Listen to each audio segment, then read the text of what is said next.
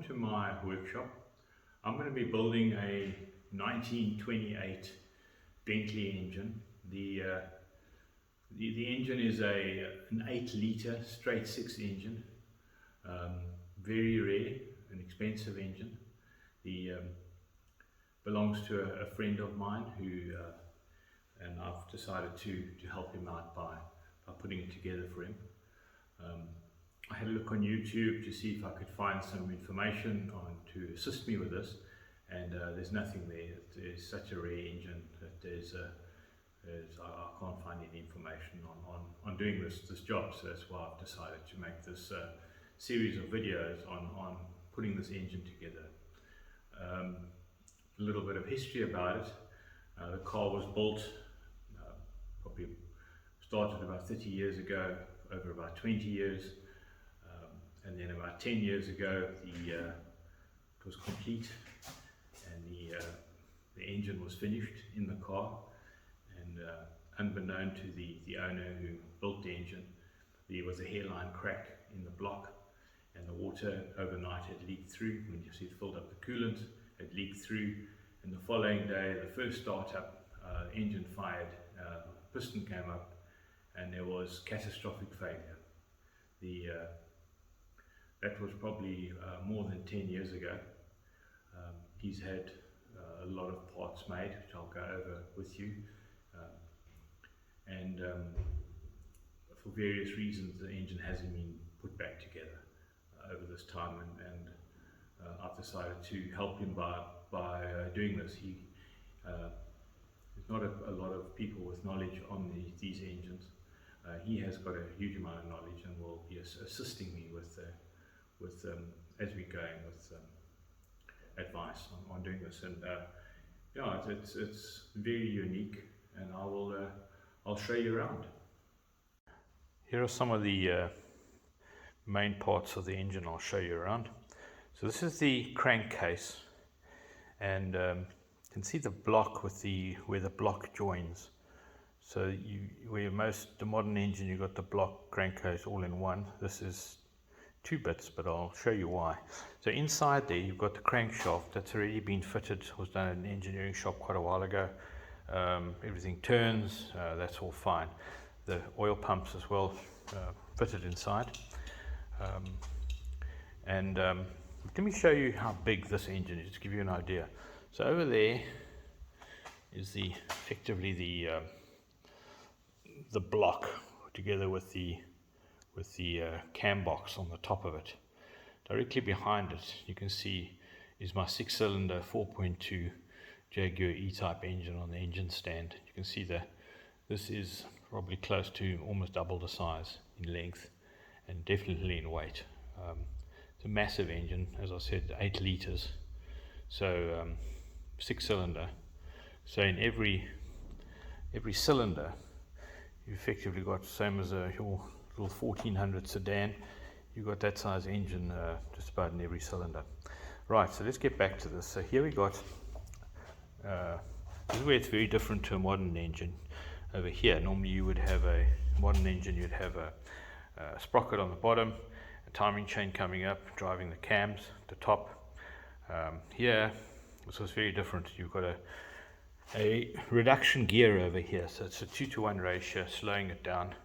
And that is called a 3-throw crank. So it's got a little crankshaft which will have 3 effective conrods coming up. They're indexed at 120 degrees. So that crankshaft together with the conrods on the top crankshaft will drive the camshaft.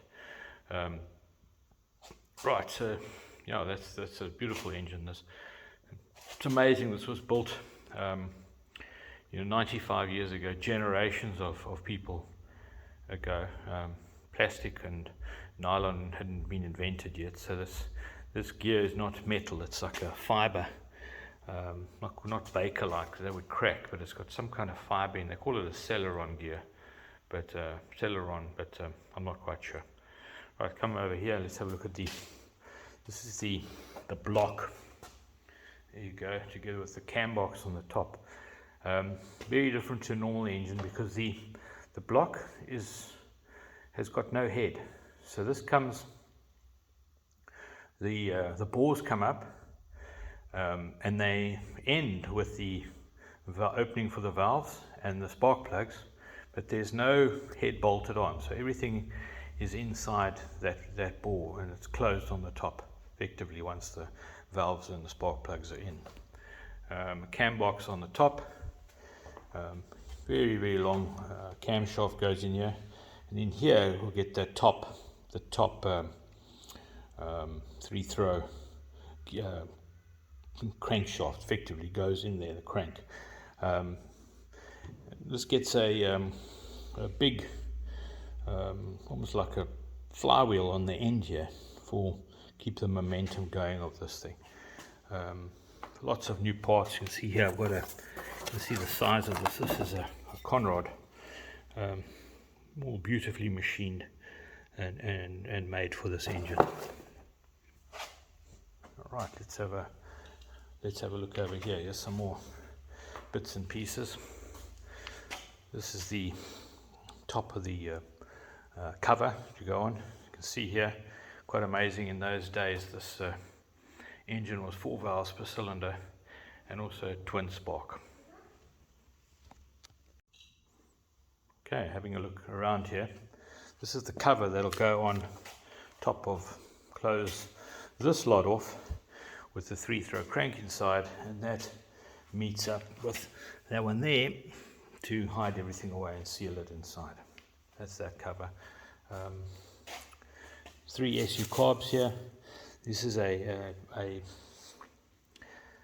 tool made for building this engine, which I'll get to when we get to that point.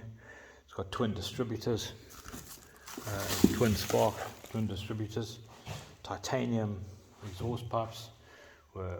Headers were made for this, and some of the old tools that are going to be used to build this. Right, over here we have some more components for the engine. So first let me show you these. These are the 3 Conrods, effectively adjustable for the 3-throw crank going up to the top. It's adjustable with washers, lots and lots of very thin, fine washers, so we're going to have to make a little jig to set them up, so each one is exactly the same. Got a very old measuring tool which is used for that process. Over here we have the camshaft already set up. We've got quite a few extra 3-throw cranks for the top section. There were some balls ups. You can see here it says bent on it. That was when the engine packed up when I first tried to start it. Here's a new one, and yeah, you can see here the big flywheel gets on the end here, effectively for the crank. Here's the 3-throw going down.